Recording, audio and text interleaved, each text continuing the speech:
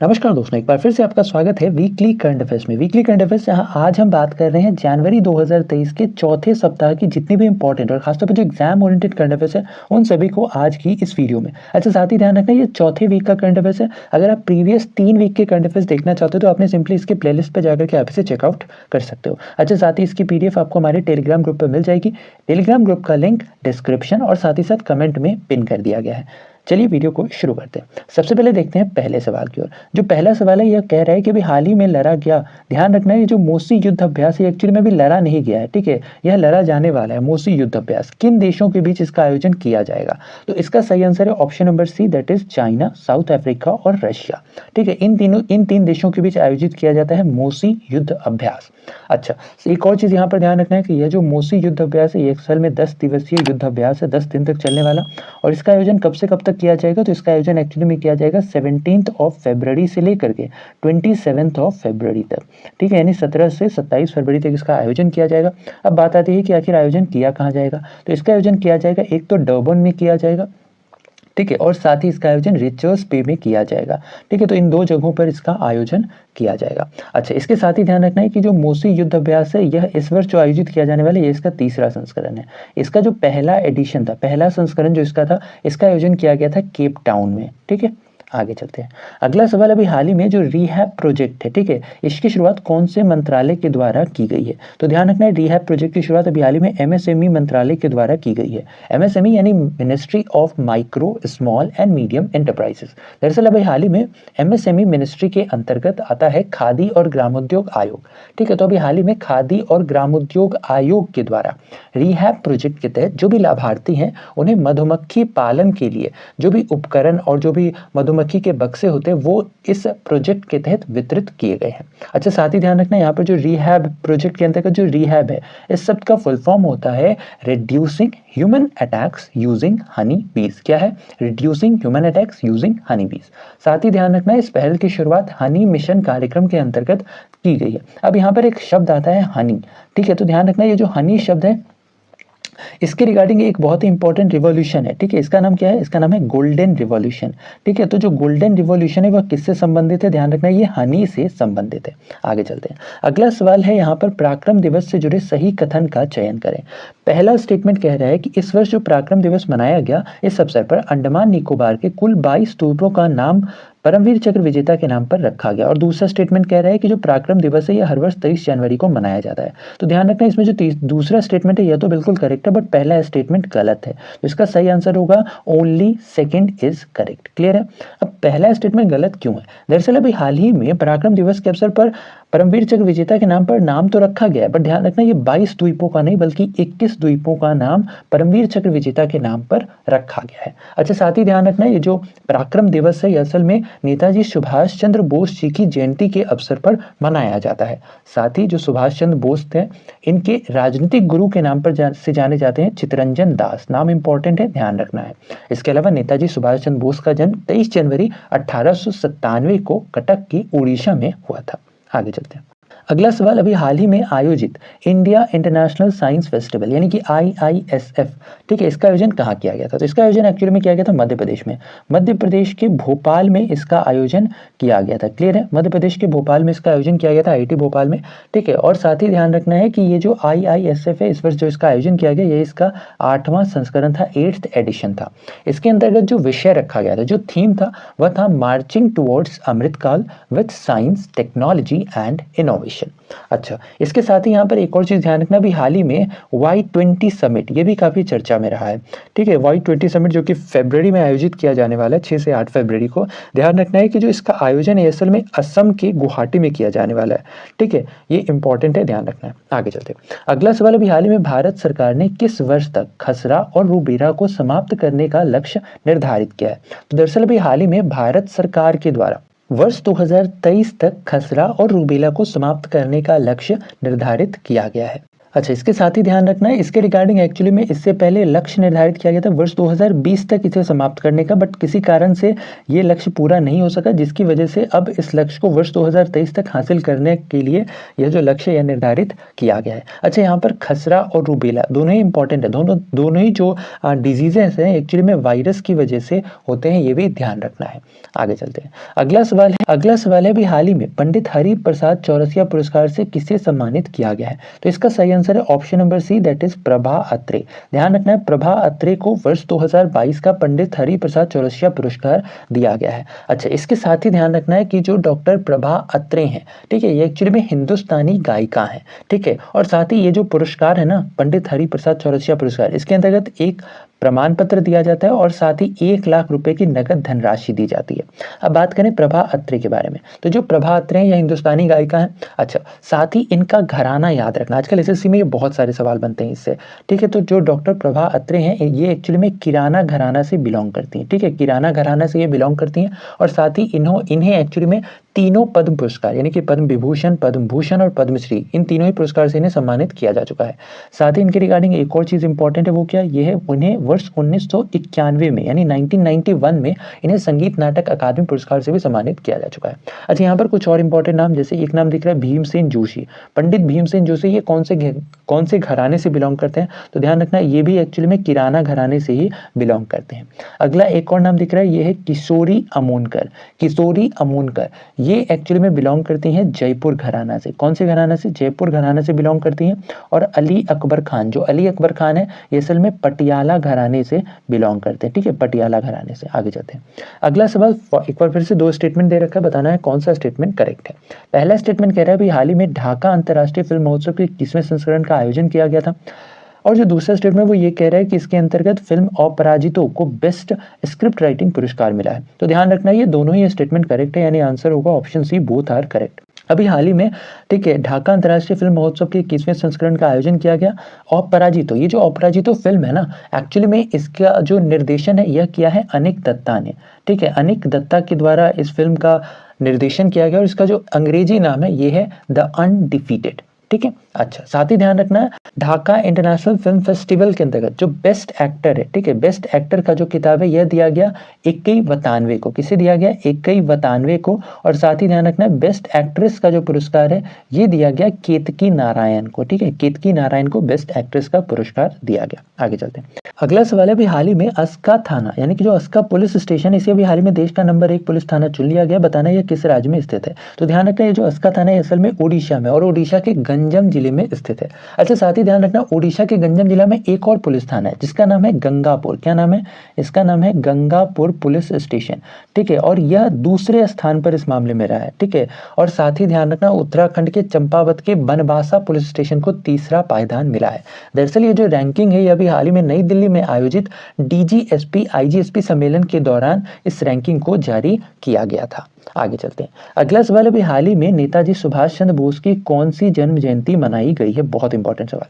तो इसका सही आंसर है option number B, that is 126वीं जन्म जयंती मनाई गई है। अब जैसा कि हमने इनके बारे में पहले ही डिस्कस कर लिया, इनका जन्म कब हुआ था, तो इनका जन्म हुआ था 23 जनवरी 1897 को। कहाँ हुआ था? तो ये भी ध्यान रखना है उड़ीसा के कटक में, ठीक है, उड़ीसा के कटक में इनका जन्म हुआ था। इसके साथ ही एक और चीज यहाँ पर ध्यान रखना, बाकी बात हमने ऑलरेडी वहां पर बता दिया था। तो यहाँ पर एक चीज इंपॉर्टेंट है वो ध्यान रखना, ये है 1923 का साल। 1923 में असल में नेताजी सुभाष चंद्र बोस को अखिल भारतीय युवा कांग्रेस के अध्यक्ष के तौर पर चुना गया था। अच्छा, साथ ही 1938, ये भी ध्यान रखना, 1938 का जो हरिपुरा अधिवेशन हुआ था कांग्रेस का, इसके अंतर्गत अध्यक्ष थे नेताजी सुभाष चंद्र बोस। आगे चलते हैं। अगला सवाल, अभी हाल ही में जो डीजीसीए है इसके नए चीफ के तौर पर किन्हें अपॉइंट किया गया है? सबसे पहले तो जो डीजीसीए है इसका फुल फॉर्म होता है directorate general of civil aviation, और इसके भी हाल ही में नए प्रमुख के तौर पर अपॉइंट किए गए हैं विक्रम देव दत्ता। इंपॉर्टेंट नाम है, ध्यान रखना है। साथ ही ध्यान रखना ये असल में अपना पदभार ग्रहण करेंगे 28 फरवरी को, ठीक है, और ये रिप्लेस किन्हें करेंगे? ये स्थान लेंगे अरुण कुमार का। अच्छा, यहाँ पर एक और नाम दिख रहा है, ये रीड हेस्टिंग्स। रीड हेस्टिंग्स कौन है? तो ये एक्चुअली में जो नेटफ्लिक्स है ना इसके सीईओ थे अब तक, ठीक है, और इन्होंने भी हाल ही में अपने पद से इस्तीफा दिया है, यानी रेजिग्नेशन दिया है। आगे चलते हैं। अगला सवाल अभी हाल ही में एक नई किताब रिलीज की गई जिसका नाम था coaching beyond my days with Indian cricket team. ठीक है, बताना है इस किताब के ऑथर कौन है, यानी इस किताब के लेखक कौन है। तो इसका सही आंसर है ऑप्शन ए एंड बी, यानी कि सही आंसर क्या होगा, that is both are correct. ठीक है, तो आर कौशिक और आर श्रीधर के द्वारा ये किताब रिलीज की गई, coaching beyond my days with Indian cricket team. अच्छा, ये दोनों है कौन एक्चुअली में? ध्यान रखना है कि जो आर श्रीधर है ये एक्चुअली में भारत के फील्डिंग कोच रह चुके हैं तकरीबन 7 सालों तक, और इस किताब के अंतर्गत इन्होंने अपने कार्यकाल को दर्शाया है। क्लियर है यहाँ तक? अच्छा, साथ ही ध्यान रखना यहाँ पर अभी हाल ही में एक और किताब लॉन्च की गई है। ठीक है, और इस किताब का नाम है India's knowledge supremacy the new dawn. क्या नाम है बुक का? India's knowledge supremacy the new dawn. इस किताब के लेखक है डॉक्टर अश्विन फर्नांडिस। ठीक है, अश्विन फर्नांडिस की ये किताब है। बुक का नाम एक और फिर से रिपीट कर दे रहे हैं, India's knowledge supremacy the new don.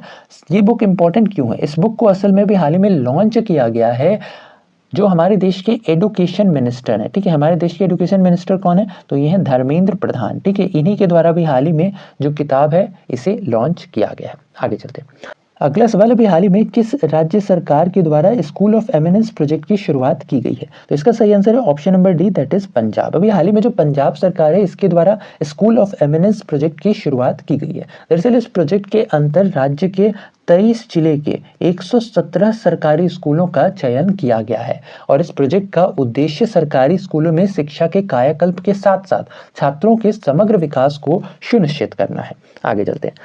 अगला सवाल अभी हाल ही में अंतर्राष्ट्रीय शिक्षा दिवस कब मनाया गया है? तो इसका सही आंसर है option number A, that is 24 जनवरी। ध्यान रखना है हर वर्ष 24 जनवरी को अंतर्राष्ट्रीय शिक्षा दिवस के तौर पर मनाया जाता है। अच्छा, इसके रिगार्डिंग एक डेट बहुत इंपॉर्टेंट है, ये भी ध्यान रखना है, ये है 3 दिसंबर 2018।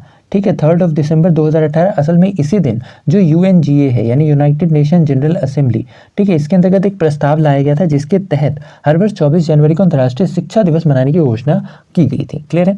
अच्छा, साथ ही ध्यान रखना इस वर्ष अंतर्राष्ट्रीय शिक्षा दिवस के अवसर पर जो थीम रखा गया था ये था to invest in people, prioritize education. अब आगे चलते हैं। जो 24 जनवरी है ना, इस दिन कुछ और भी इंपॉर्टेंट दिवस मनाए जाते हैं। जैसे सबसे पहले तो ध्यान रखना 24 जनवरी को उत्तर प्रदेश का स्थापना दिवस भी मनाया गया है। ठीक है, और जो उत्तर प्रदेश राज्य है दरअसल इसका गठन वर्ष 1950 में किया गया था। ठीक है, और इस वर्ष जो उत्तर प्रदेश का स्थापना दिवस मनाया गया इसके अंतर्गत विषय भी रखा गया, और थीम क्या था? थीम था इन्वेस्टमेंट एंड एम्प्लॉयमेंट। अच्छा, साथ ही ध्यान रखना 24 जनवरी इसी दिन राष्ट्रीय बालिका दिवस के रूप में भी मनाया जाता है। ठीक है, राष्ट्रीय बालिका दिवस 24 जनवरी को मनाया जाता है, और ये जो दिवस है ना राष्ट्रीय बालिका दिवस, इस दिवस की शुरुआत वर्ष 2008 में की गई थी। ठीक है, वर्ष 2008 में इस दिवस की शुरुआत की गई थी। अच्छा, आगे चलते हैं। अगला आता है 25 जनवरी, 25 जनवरी। 25 जनवरी को जो हिमाचल प्रदेश है इसका स्थापना दिवस मनाया जाता है, और इस वर्ष हिमाचल प्रदेश का 53वां स्थापना दिवस मनाया गया है। साथ ही ध्यान रखना जो हिमाचल प्रदेश राज्य दरअसल इसका गठन वर्ष 1971 में किया गया था। असल में वर्ष 1971 में इसे स्टेट यानी राज्य का दर्जा दिया गया था, पहले ये यूनियन टेरिटरी के अंतर्गत आता था। क्लियर है? अच्छा, साथ ही ध्यान रखना 25 जनवरी को ही नेशनल टूरिज्म डे के रूप में भी मनाया जाता है। ठीक है, नेशनल टूरिज्म डे। इसके अलावा अगला आता है 26 जनवरी। 26 जनवरी को एक तो रिपब्लिक डे मनाया ही जाता है। ठीक है, ये ध्यान ही रखना है। और साथ ही साथ अगला आता है 27 जनवरी।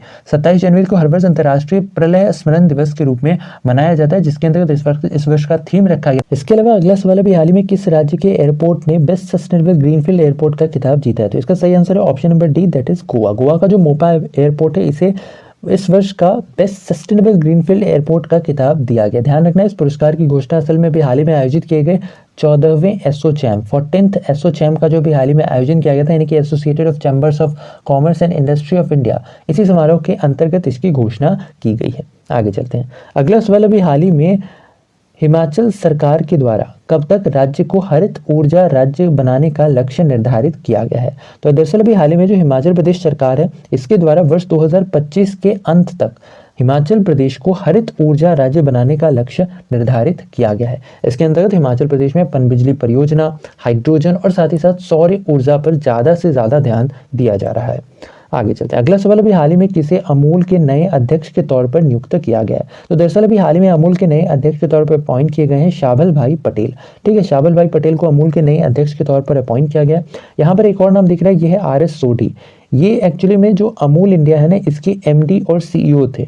ठीक है, और इन्होंने अभी हाल ही में कुछ टाइम पहले अपने पद से इस्तीफा दिया है, यानी रेजिग्नेशन दिया है। अच्छा, यहाँ पर एक और नाम दिख रहा है, ये है सिद्धार्थ शर्मा। सिद्धार्थ शर्मा कौन है? तो इन्हें भी हाल ही में जो टाटा ट्रस्ट है, ठीक है, टाटा ट्रस्ट के ये नए सीईओ के तौर पर अपॉइंट किए गए हैं। आगे चलते हैं। अगला सवाल वापस से दो स्टेटमेंट है, बताना है कौन सा स्टेटमेंट करेक्ट है। पहला स्टेटमेंट कह रहा है कि हर वर्ष 25 जनवरी को राष्ट्रीय मतदाता दिवस के रूप में मनाया जाता है, और जो दूसरा स्टेटमेंट है वो ये कह रहा है कि इस दिवस की शुरुआत वर्ष 2014 में की गई थी। तो ध्यान रखना इसके अंदर जो पहला स्टेटमेंट है ये तो बिल्कुल करेक्ट है, बट जो सेकंड स्टेटमेंट है ये गलत है। तो इसका सही आंसर होगा ओनली फर्स्ट इज करेक्ट। अब सेकंड गलत क्यों है? दरअसल में इस दिवस की शुरुआत वर्ष 2014 नहीं बल्कि इस दिवस की शुरुआत वर्ष 2011 में की गई थी, ठीक है। और इसके अंतर्गत इस वर्ष जो राष्ट्रीय मतदाता दिवस मनाया गया, इसका थीम रखा गया था nothing like voting, I vote for sure. अच्छा, साथ ही ध्यान रखना है कि जो भारत में चुनाव आयोग है, ठीक है, इसका गठन कब किया गया था? इसका गठन किया गया था 25 जनवरी 1950 को, ठीक है, 25 जनवरी 1950 को चुनाव आयोग का गठन किया गया था। अच्छा, साथ ही इस वर्ष जो राष्ट्रीय मतदाता दिवस है, ठीक है, इसका एक्चुअली में 13वां संस्करण मनाया गया, यानी 13th एडिशन इसका मनाया गया है। क्लियर है? आगे चलते हैं। अगला सवाल, अभी हाल ही में भारत ने कोविड-19 के खिलाफ पहला नेजल वैक्सीन लॉन्च किया है, बताना इसका नाम क्या है। तो ये जो नेजल वैक्सीन है इसका नाम है इनकोवैक, INCOVACC, ठीक है, ये इस वैक्सीन का नाम है जिसे भी हाल ही में भारत सरकार के द्वारा लॉन्च किया गया है। अच्छा, साथ ही ध्यान रखना है ये जो इनकोवैक वैक्सीन है इसका निर्माण एक्चुअली में भारत बायोटेक के द्वारा किया गया है, ठीक है, भारत बायोटेक के द्वारा इसका निर्माण किया गया है, इंपॉर्टेंट है। आगे चलते हैं। अगला सवाल, अभी हाल ही में सर्वश्रेष्ठ अभिनेत्री के लिए नामांकन पाने वाली पहली महिला एशियाई कौन बन गई? ध्यान रखना ये जो नामांकन है असल में अभी हाल ही में ऑस्कर के अंतर्गत किया गया है, ठीक है, और ये पहली महिला एशियाई कौन बन गई? तो इनका नाम है मिचेल यो।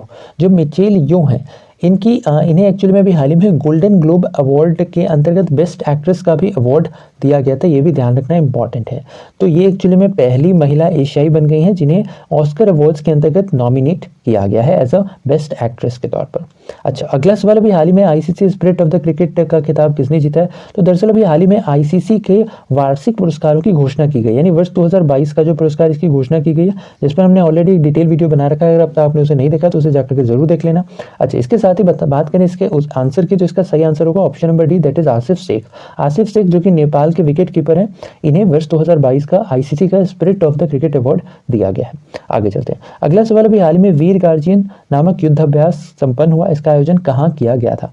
तो दरअसल में इसका आयोजन किया गया था जापान में, ठीक है, जापान में इसका आयोजन किया गया था। और साथ ही ध्यान रखना है कि इसका जो आयोजन है ये असल में 12 से लेकर के 26 जनवरी तक इसका आयोजन किया गया था, ठीक है, जापान में। अच्छा, इसके अलावा ध्यान रखना है यह वायुसेना का युद्धाभ्यास है, ठीक है, वायुसेना का युद्धाभ्यास, तो दोनों देशों की वायुसेना ने इसमें हिस्सा लिया था। अच्छा, साथ ही अभी हाल ही में एक और युद्धाभ्यास काफी सुर्खियों में रहा, ये था साइक्लोन, ठीक है, साइक्लोन युद्धाभ्यास जिसका इस वर्ष पहला संस्करण था। ये जो साइक्लोन युद्धाभ्यास है यह दरअसल भारत और इजिप्ट के बीच आयोजित किया जाने वाला एक युद्धाभ्यास है, दोनों देशों की सेनाओं के बीच आयोजित किया जाने वाला युद्धाभ्यास है। अच्छा, जो इजिप्ट है यह भी एक और कारणों से सुर्खियों में था, क्यों? क्योंकि अभी हाल ही में जो इजिप्ट के प्रेसिडेंट हैं ये भी हाल ही में हमारे रिपब्लिक डे जो 26 जनवरी को मनाया गया इसके अंतर्गत एज ए चीफ गेस्ट के तौर पर आए थे। फटाफट बताओ जो इजिप्ट के राष्ट्रपति हैं इनका नाम क्या है, कमेंट में। आगे चलते हैं। अगला सवाल, अभी हाल ही में अंतर्राष्ट्रीय शिल्प शिखर सम्मेलन किस राज्य में आयोजित किया जा रहा है? तो ये जो अंतर्राष्ट्रीय शिल्प शिखर सम्मेलन है दरअसल अभी हाल ही में इसका आयोजन किया जा रहा है ओडिशा में, ठीक है, ध्यान रखना भी हाल ही में ओडिशा के जाजपुर में, ठीक है, ओडिशा में कहाँ? ओडिशा के जाजपुर में, ठीक है। अब हो सकता है स्पेलिंग गलत हो, जाजपुर जेड से भी हो सकता है, जे से भी हो सकता है, ठीक है। तो जाजपुर में मेनली इसका आयोजन किया जा रहा है। ये अपनी तरह का पहला जो है यहाँ पर शिखर सम्मेलन है, अंतर्राष्ट्रीय शिल्प शिखर सम्मेलन, ठीक है। और इसका उद्घाटन किनके द्वारा किया गया? तो ध्यान रखना भी हाल ही में इसका जो उद्घाटन है यह किया गया उड़ीसा के मुख्यमंत्री जो है इनका नाम है नवीन पटनायक, तो इनके द्वारा इसका उद्घाटन किया गया है। अच्छा, साथ ही ध्यान रखना कि जो जाजपुर है असल में उड़ीसा की प्राचीन राजधानी भी हुआ करती थी।